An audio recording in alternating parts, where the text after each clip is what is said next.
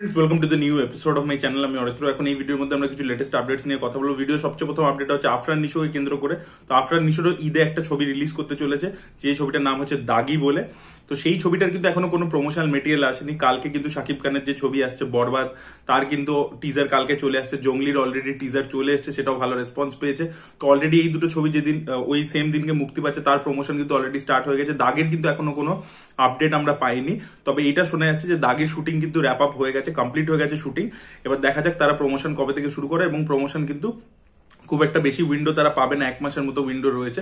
তার মধ্যে কিন্তু ফাটিয়ে প্রমোশন করতে হবে, কারণ এখন আজকের দিনে দাঁড়িয়ে কিন্তু ছবি তার একটা মেজর পার্ট কিন্তু প্রমোশন হলে, এবং যেহেতু বক্স অফিসে ক্ল্যাশ আছে এবং শাকিব খানের মতো সামনে স্টার রয়েছে, তাই জন্য কিন্তু প্রমোশন কিন্তু দরকার। তো দেখা যাক নিশো কিভাবে প্রমোশন করে ছবিটা, সেটাই দেখার মতো বিষয় হবে। ভিডিওর পরবর্তী আপডেট হচ্ছে শাকিব খানেরই ছবি তাণ্ডবকে কেন্দ্র করে। তো শোনা যাচ্ছে 15 মার্চ থেকে এই ছবির শুটিং কিন্তু চালু হয়ে যাবে।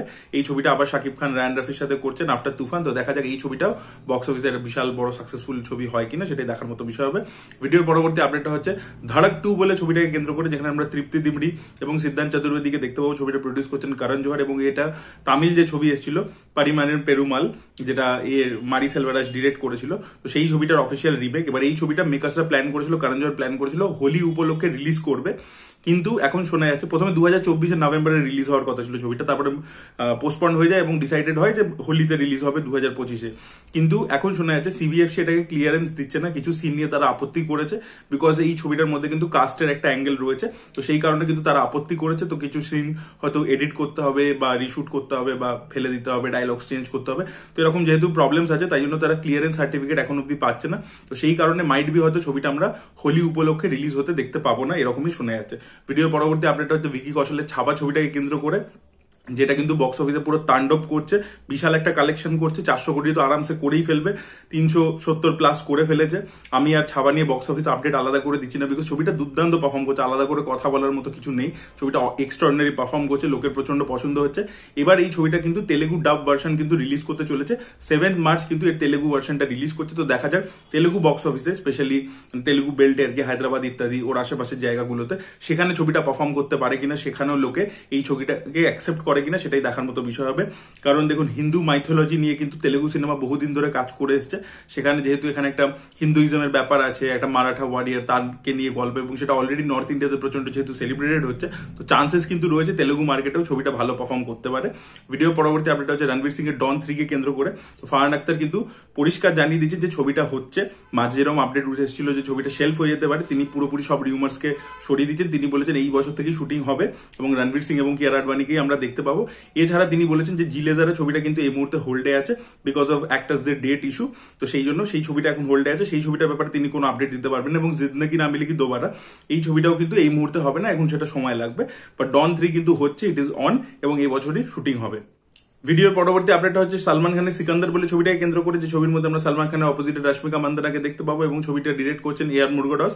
তো এই ছবির মধ্যে কিন্তু একটা পোস্ট ক্রেডিট সং অ্যাড করা হয়েছে। ইয়েস, এটা লাস্ট মোমেন্টেই অ্যাড করা হয়েছে, কারণ মেকার্সরা মনে করছে এই গানটার মাধ্যমে প্রমোশন ইত্যাদি ভালো করে করা হবে, এবং এটা দিয়ে লাস্টে আর কি অডিয়েন্স হল থেকে বেরোবে একটা ভালো গান পেয়ে। তো সেই চিন্তা ভাবনা করে সালমান খান এবং টিম একদম লাস্টে পোস্ট ক্রেডিট একটা সং এখানে অ্যাড করেছে। তো দেখা যাক এই গানটা কতটা ক্যাচি হয়, এবং ছবির ট্রেলার কালকে আসার কথা আছে, দেখা যাক সেটা আলটিমেটলি আসে কিনা। টিজার বা ট্রেলার কালকে 27 তারিখ, দেখা যাক সেটা আসে কিনা। এর পরবর্তী আপডেটটা হচ্ছে Robert Downey Junior Avengers Doomsday কে কেন্দ্র করে। তো সেই ছবিটার কিন্তু শুটিং চালু হয়ে যাবে এপ্রিল মাস থেকে। ইয়েস, তো দেখা যাক ছবিটা কিরকম হয়। এই ছবিটা থেকে প্রচুর এক্সপেকটেশন আছে, রবার্ট ডাউনি জুনিয়রকে আবার আমরা অ্যাভেঞ্জার্স এর ছবিতে পাবো, সেটা একটা ধামাকা হতে চলেছে। আচ্ছা, ভিডিওর পরবর্তী আপডেটটা হচ্ছে আল্লু অর্জুন এবং অ্যাটলির কোলাবোরেশনকে কেন্দ্র করে। তো আল্লু অর্জুনের জন্মদিন হচ্ছে এপ্রিল 8 তারিখে, সেদিনকে কিন্তু এই ছবিটার অ্যানাউন্সমেন্ট আসতে চলেছে। ইয়েস, একটা পোস্টার রিলিজ করে ছবির টাইটেল কি হবে সেটা মেকার্সরা জানিয়ে দেবে, এবং ছবিটা কবে আসতে পারে তার রিলিজ ডেটও মাইট বি তারা টেন্টেটিভ জানাবে। এবং এই বড় ছবির ক্ষেত্রে কিন্তু যে রিলিজ ডেট তারা জানিয়ে থাকে সচরাচর, সেই রিলিজ ডেটটা তারা ম্যাচ করতে পারেন। আপনারা পুষ্পা 2 এর ক্ষেত্রেও সেম জিনিস হতে দেখলেন। দেখা যাক, আল্লু অর্জুন তো চাইছেন যে এবারে একটু তাড়াতাড়ি ছবি করতে, তো সেটা অ্যাটলিস্ট সাথে করে তিনি তাড়াতাড়ি ছবিটাকে রিলিজ করতে পারেন কিনা। তার পরবর্তীতে তার ত্রিবিক্রমের সাথেও ছবি রয়েছে, দেখা যাক সেটা কি হয়। তবে 8ই এপ্রিল এই ছবির অ্যানাউন্সমেন্ট আসছে।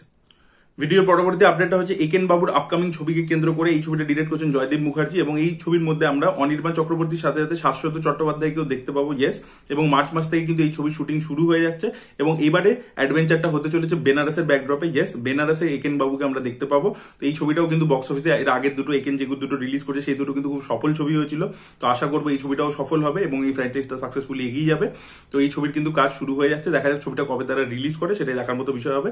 তবে একেন ইন রাশিয়া যেটা হওয়ার কথা ছিল সেটা এই মুহূর্তে হচ্ছে না, সেটা স্ক্রিপ্ট এর কাজ ইত্যাদি হয়ে গেছিল, বাট সেটা এই মুহূর্তে যেহেতু রাশিয়াতে শুট করা যাবে না সেই জন্য ওই ছবিটা এই মুহূর্তে হচ্ছে না। পরবর্তী আপডেটটা হচ্ছে জুনিয়র এনটিআর এর দেবরাকে কেন্দ্র করে। তো দেবরা পার্ট 1 এই ছবিটা কিন্তু জাপানে রিলিজ করতে চলেছে। ইয়েস, RRR এর পরবর্তীতে কিন্তু জুনিয়র এনটিআর নিজের দ্বিতীয় ছবি এটা জাপানে রিলিজ করছেন এবং 22 মার্চ থেকে তিনি কিন্তু জাপানে চলে যাচ্ছেন এবং অলরেডি এই ছবিটার প্রমোশনও চালু করে দেবেন।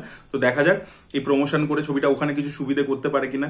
জাপানের বক্স অফিসে বাহুবলী কিন্তু খুব ভালো চলেছিল, তারপরে এই RRRও কিন্তু খুবই ভালো চলেছিল। তো দেখা যাক দেবরা ওখানে কোনো রেসপন্স আনতে পারে কিনা। তার আগে রজনীকান্তের মুত্তু ছবিটা সেটা খুব রেকর্ড ব্রেকিং আর কি কালেকশন করেছিল জাপানে। দেখা যাক দেবরা কিছু করতে পারে কিনা। দেবরা তো ছবি হিসাবে খুব একটা ভালো নয়, তো দেখা যাক আলটিমেটলি ওখানে কিছু করতে পারে কিনা ছবি। ভিডিওর পরবর্তী আপডেটটা হচ্ছে সন্দীপ রায়কে কেন্দ্র করে। তো সন্দীপ রায় কিন্তু একটি অ্যান্থোলজি আবার বানাতে চলেছেন, যে অ্যান্থোলজির মধ্যে আমরা কিছু গল্প সত্যজিৎ রায়ের দেখতে পাবো এবং কিছু আরো নামকরা কিছু লেখকের গল্প নিয়ে এটা তৈরি হচ্ছে। উনি অলরেডি এরকম অ্যান্থোলজি সিনেমা বানিয়েছেন, হলে রিলিজ করেছেন এবং সেগুলো কিন্তু খুবই সফল হয়েছে। যেখানে ভূতের বয় একটি ছবি এসেছিল 2012 সালে, সেটা মারাত্মক সফল হয়েছিল। তার পরবর্তীতেও তিনি 4 বলে একটি ছবি করেন, যেটা আগে একটা অ্যান্থোলজি সিনেমা ছিল, সেটাও কিন্তু খুব সাকসেসফুল হয়। এবার তিনি আবারও একটা বানাচ্ছেন এবং এই ছবিটা কমপ্লিট করার পরবর্তীতে তিনি একটা ছবি করবেন যেখানে ফার্স্ট হাফে আমরা প্রফেসর শঙ্কুকে দেখতে পাবো, সেকেন্ড হাফে ফেলুদাকে দেখতে পাবো, মানে দুটো ছোট গল্পকে ক্লাব করে ফেলুদা এবং শঙ্কু একসাথে একটা ছবি তিনি বানাবেন। এইটার কিন্তু অ্যানাউন্সমেন্ট বহুদিন আগে হয়েছিল, SDF এর প্রডিউস করার কথা ছিল, বাট সেই মুহূর্তে ছবিটা হয়নি, কোভিড ইত্যাদি চলে এসেছিল বাজেটের কারণে, সেই সব কারণে আর কি সেই ছবিটা হয়নি। বাট সন্দীপ রায় জানি যে সেই ছবিটা কিন্তু শেলফড হয়নি, সেই ছবিটা হবে।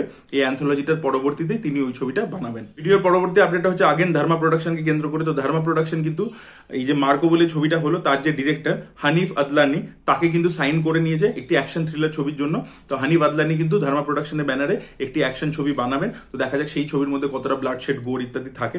অলরেডি ধর্মা কিন্তু কিলের মতো ছবি করেছে, যেটা কিন্তু খুবই ভালো ছবি ছিল এবং আমি মনে করি কিল কিন্তু মার্কোর থেকে অনেক বেশি সুপিরিয়ার ছবি। সেখানে ইমোশন অনেক ভালো ওয়ার্ক করে, গল্পটা খুব ভালো ছিল, মেসেজিং খুব ভালো ছিল। মার্কোতে কিন্তু ইমোশন ইত্যাদি আপনারা আমার রিভিউ চেক আউট করে দেখতে পারেন। অ্যাকশনটা প্রচন্ড ভালো ছিল, প্রচন্ড স্টাইলাইজ ছিল, কিন্তু ছবিটার মধ্যে কোথাও গিয়ে ক্যারেক্টারদের ইমোশন বা ক্যারেক্টারদের যে ডাইনামিক সেগুলো কিন্তু ভালো করে এস্টাবলিশ করা ছিল না। তো অনেক প্রবলেম ছিল। আশা করবো ইনি এই ছবিটা যেটা বানাবেন সেটাও আশা করবো ভালো হবে এবং অ্যাকশনটাকে তিনি নেক্সট লেভেলে নিয়ে যেতে পারবেন। আশা করবো, দেখা যাক সেটা কি হয়। আমরা কথা বলবো যে জিতের আপকামিং যে ওয়েব সিরিজ যেটা নেটফ্লিক্সে আসছে, খাকি দ্য বেঙ্গল চ্যাপ্টার, সেটার আজকে একটা পোস্টার ড্রপ করে গেছে। তো এটা মার্চ মাসে রিলিজ হবে, আপনাদেরকে আপডেট দিয়েছিলাম, তো সেটাই হতে চলেছে। তাই জন্যই নেটফ্লিক্স আর কি কামিং সুন লিখেছে। তো দেখা যাক ট্রেলারটা কবে ড্রপ হয়। এই পোস্টারটার মধ্যে আমরা দেখতে পাচ্ছি সবকটা ক্যারেক্টারকে একসাথে, হিউজ একটা স্টার কাস্ট রয়েছে। তো স্টার কাস্টটা আছে বলে একটা এক্সাইটমেন্ট। এরকম একটা স্টার কাস্ট কিন্তু বেঙ্গলি কোনো প্রডিউসারের পক্ষে পসিবল হতো না, কোনো ডিরেক্টরের পক্ষে পসিবল হতো না। এটা নেটফ্লিক্স এবং নীরজ পান্ডে বলেই পসিবল হয়েছে। তো প্রত্যেকটা মানে অ্যাক্টরকে আমরা তাদের ক্যারেক্টারে দেখতে পাচ্ছি এবং প্রত্যেকেই খুব ইন্টারেস্টিং লাগছে, লুকস গুলো ভালো লাগছে এবং যে গানটা আর কি আমরা টিজারের মধ্যে শুনতে পেয়েছিলাম সেটাই আর কি মোশন পোস্টারের পিছনে শুনতে পাচ্ছি, যেটা খুব ইন্টারেস্টিং লাগছে। তো ওভারঅল মিলে কিন্তু পোস্টারটা ভালো হয়েছে এবং প্রত্যেকটা বাঙালি দর্শক কিন্তু এই সিরিজটা দেখার জন্য ওয়েট করেছে। দেখা যাক মার্চ মাসে কবে আসে এবং কিরকম রেসপন্স পায়, সেটাই দেখার মতো বিষয়। পরবর্তী আপডেট হচ্ছে হ্যাভক বলে একটি ছবিকে কেন্দ্র করে, যেটা ডিরেক্ট করছেন রেড বলে যে ছবিটা হয়েছিল না, রেড, সেই তার যে ডিরেক্টর, রেড বলে যে অ্যাকশন ফিল্মটা হয়েছিল তার ডিরেক্টর এটা ডিরেক্ট করছে এবং এই ছবির মধ্যে আমরা দেখতে পাবো হচ্ছে টম হার্ডিকে। এটা নেটফ্লিক্সে মুক্তি পাবে এপ্রিল 25 আপনারা টিজারটা গিয়ে চেক আউট করে দেখতে পারেন, অলরেডি ইউটিউবে চলেছে এবং সেখানে কিন্তু অ্যাকশন কিন্তু নেক্সট লেভেলে দেখা যাচ্ছে, অ্যাটলিস্ট টিজার লেভেলে। তো দেখা যাক ট্রেলার আসলে কতটা ইমপ্রেসিভ হয় এবং ছবিটা আলটিমেটলি কতটা ইমপ্রেসিভ। এবার আমরা দুটো ছবির আর কি টিজার এবং ট্রেলার নিয়ে কথা বলবো।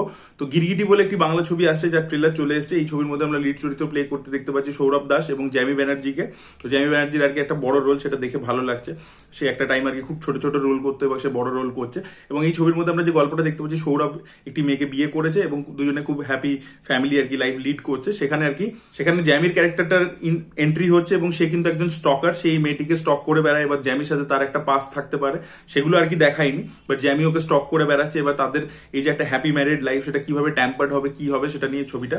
এবার মাইট বি হতে পারে, যেটা আমি বললাম যে জ্যামির সাথে ওর একটা পাস্ট আছে, ও হয়তো জ্যামির লাইফ নষ্ট করেছিল, সেই জন্য জ্যামি রিভেঞ্জ নিতে এসছে, এরকম হতে পারে, বা অবসেসিভ লাভারের চরিত্র হতে পারে, দেখা যায় সেটা কি হয়। বাট টিজারটা বেশ ভালো লাগছে, একটা থ্রিল এলিমেন্ট আর কি তারা মেনটেন করতে পেরেছে ট্রেলারটার মধ্যে। আপনারা চাইলে কি অবশ্যই চেক আউট করুন, আশা করি আপনাদের ভালো লাগবে। এবং লাস্ট আমরা কথা বলছি সঞ্জয় দত্তের আপকামিং ছবি, তার মধ্যে মৌনি রয়ও রয়েছে। তো সেই ছবিটার নাম হচ্ছে ভূতনি বলে, তার আজকে টিজার চলে এসছে। এবং এখানে আমরা বেসিক্যালি দেখতে পাবো যে মৌনি রয় হয়তো একটা ভূত, যে হয়তো সানিকে ভালোবেসে ফেলেছে, এবং সানির আর কি অলরেডি একটা প্রেমিকা রয়েছে। তো দেখুন টিজারটা খুব একটা যে ইমপ্রেসিভ আমি তা বলবো না, আবার যে খুব খারাপ হয়েছে সেটাও বলবো না। ভূতের ছবিতে না জিনিস যে কালার, যে লুক অ্যান্ড ফিল হওয়া উচিত সেরকম আর কি এটা নয়, একটু বেশি কালারফুল, একটু ব্রাইট করে ফেলেছে জিনিসটাকে। সঞ্জয় দত্তের যে ভয়েস ওভারটা সেটা ভালো লাগছিল, বাট সঞ্জয় দত্তের যে লুকটা দেওয়া হয়েছে, যেরকম ধরনের কস্টিউম পরানো হয়েছে গোস্ট হান্টার টাইপের, সেটা আর কি পুরোপুরি ব্লেড থেকে কপি করা, এবং সেটা দেখতে খুব একটা ভালো লাগছে না। দেখা যাক ছবিটা কিরকম হয়। এপ্রিল মাসে রিলিজ করছে, 17ই এপ্রিল। দেখা যাক ছবিটা কিরকম হয়। আমার টিজারটা যে খুব একটা ইমপ্রেসিভ লেগেছে তা বলবো না, অনেস্টলি স্পিকিং। তো that was it guys, thank you so much watching this video. এটা ভালো লেগে থাকলে লাইক করুন, শেয়ার করুন, চ্যানেলটিকে সাবস্ক্রাইব করতে ভুলবেন না।